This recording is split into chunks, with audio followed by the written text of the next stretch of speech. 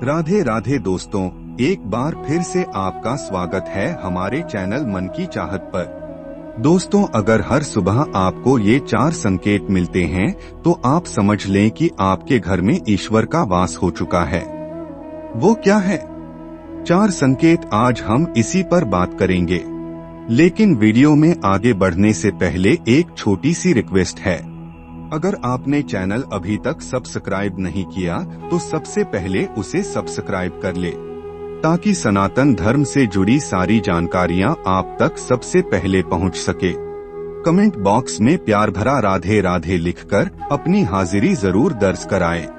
जब आप पूजा पाठ करते हैं तो ईश्वर का वास आपके घर में होता ही होता है, चाहे वो प्रत्यक्ष रूप से हो या फिर अप्रत्यक्ष रूप से। वो जब घर में वास करते हैं तो आपको महसूस हो ही जाता है। कई बार आप उन्हें देख भी पाते हैं। कई बार ऐसा होता है कि भगवान तो आपके घर में करते हैं, लेकिन आपकी कुछ चीजों से वो लौट जाते हैं। आपके कुछ कर्मों से वो लौट जाते हैं, क्योंकि उस समय अक्सर लोग यह करते हैं। वो कभी पूजा पाठ करते हैं और फिर छोड़ देते हैं, फिर कुछ दिन बाद पूजा करते हैं, उसे छोड़ देते हैं, तो ये सब सही नहीं होता। इससे ईश्वर चले जाते हैं। ये आपको कभी नहीं करना चाहिए। बहुत से लोग ऐसे भी होते हैं जिनके घर में ईश्वर तो करते हैं, लेकिन उन्हें स्वयं इस बात का पता नहीं होता और वो स्वयं उनका अपमान करके उन्हें वापस भेज देते हैं, ये कहकर कि मैं ईश्वर की पूजा तो रोज करता हूँ, लेकिन तब भी ईश्वर मुझे क्यों नहीं दिखते। तो आपके ये सब कृत्य आपके ईश्वर को नष्ट कर देते हैं। तो इसलिए आपको आज हम वो 4 संकेत इस वीडियो में विस्तार से बताएंगे, जिससे आप स्वयं जान पाएंगे कि ईश्वर आपके घर में आ चुके हैं।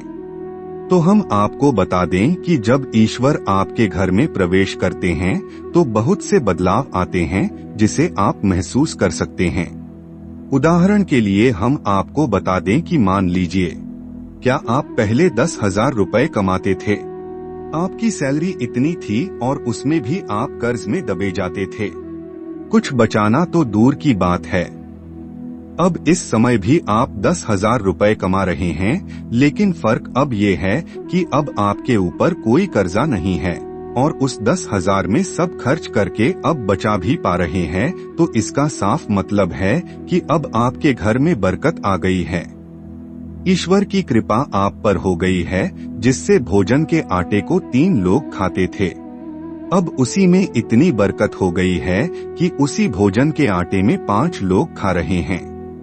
तो ये सब चीजें आप महसूस कर सकते हैं, जिसके बाद ये स्पष्ट हो जाता है कि ईश्वर आपके घर में वास कर चुके हैं। जब भगवान आपके घर में आते हैं तो प्रत्यक्ष या अप्रत्यक्ष रूप से आते हैं और आपको आपकी पूजा का फल प्रदान करते हैं। अब फल कैसे देते हैं कि जरूरी नहीं कि वो आपकी सभी इच्छाओं को पूर्ण कर देंगे। वो आपको शक्ति प्रदान करते हैं। आपको आपके दुखों से लड़ने के लिए आपके जीवन में सुख दुख सभी आपके कर्मों के आधार पर आते हैं, लेकिन जो दुख है उसे सहन करने की शक्तियाँ आपको ईश्वर देते हैं। मान लें आपका एक्सीडेंट होने वाला था, लेकिन आपको एक छोटी सी चोट या खरोंच लग जाती है और वो घटना वहीं पर रुक जाती है। इतनी छोटी सी खरोंच पर तो इसका सही अर्थ ये है कि ईश्वर आपके साथ हैं, आपकी रक्षा कर रहे हैं। ठीक उसी प्रकार आप बहुत बड़े कष्ट से आप जूझ सकते थे, लेकिन वो आपको नहीं हुई। यह आपका पड़ोसी दुख कष्ट में है, लेकिन आप उससे बचे हुए हैं। आपके जीवन में वो नहीं है, जिसका अर्थ यह है कि ईश्वर आपके घर में है, आपका कृपा कर रहे हैं।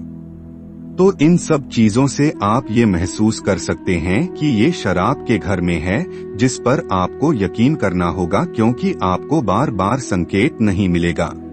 वो 1-2 बार ही मिलेगा, जिसे आपको ध्यान से समझना होगा। ईश्वर की सेवा में और ज्यादा लग जाना है। तो चलिए अब उस संकेत की बात करते हैं। सबसे पहला संकेत ये है कि जब आप सो रहे होते हैं और ब्रह्म मुहूर्त में उठ जाते हैं, आपकी नींद इसी समय खुल जाती है।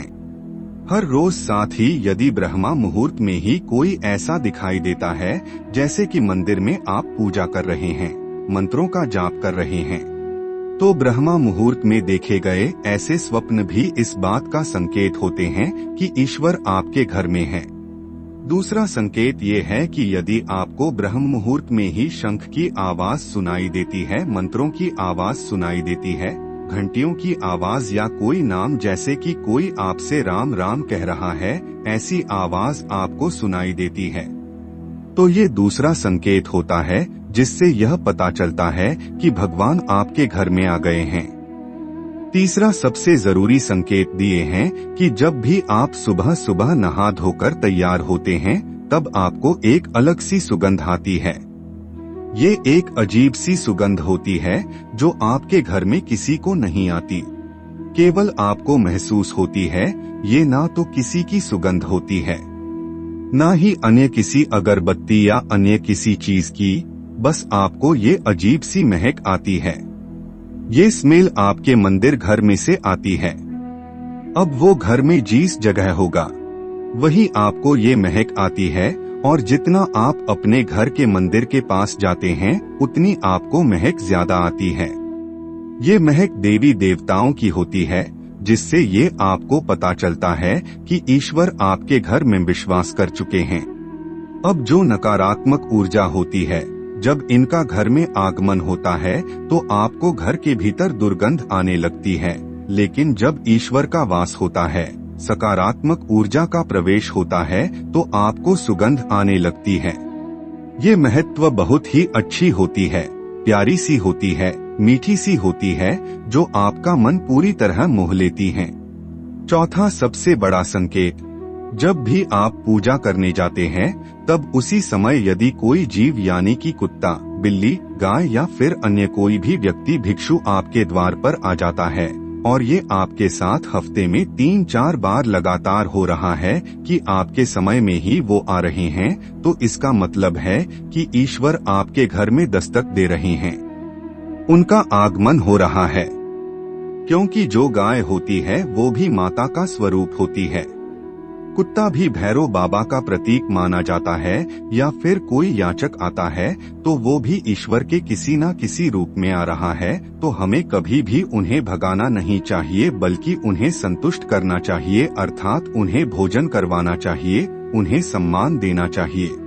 पैसे का या अन्य किसी चीज का दान करना अलग बात है, लेकिन सबसे बड़ा दान भोजन का, पानी का माना जाता है।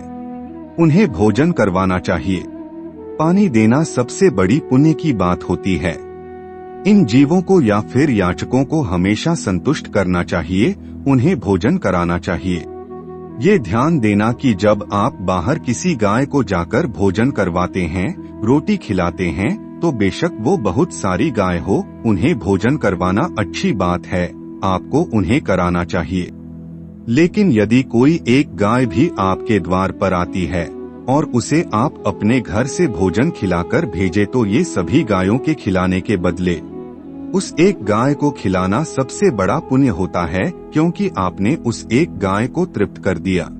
उस एक गाय को तृप्त करना बहुत अहम होता है, इसलिए आपके द्वार पर किसी को भी इस तरह करना बहुत पुण्य की बात है, क्योंकि वो प्राणी आपको भीतर से सच्ची दुआएं देता है और वो दुआ बहुत प्रभावी होती है। तो बस आपको इन 4 संकेतों पर ध्यान देना है और पूजा पाठ अच्छे से करना, ताकि ईश्वर सदैव आपके साथ आपके घर में बात कर सके। अगर आपको यह वीडियो अच्छी लगी हो तो इस वीडियो को लाइक और चैनल को सब्सक्राइब जरूर करें और अपने दोस्तों, रिश्तेदारों के हर फेसबुक, व्हाट्सएप ग्रुप में शेयर जरूर करें। अपनी जानकारी को और बढ़ाना है तो स्क्रीन पर दिखने वाली वीडियोस को भी एक बार जरूर देख लें। मिलते हैं हम आपसे अगले वीडियो में। राधे राधे।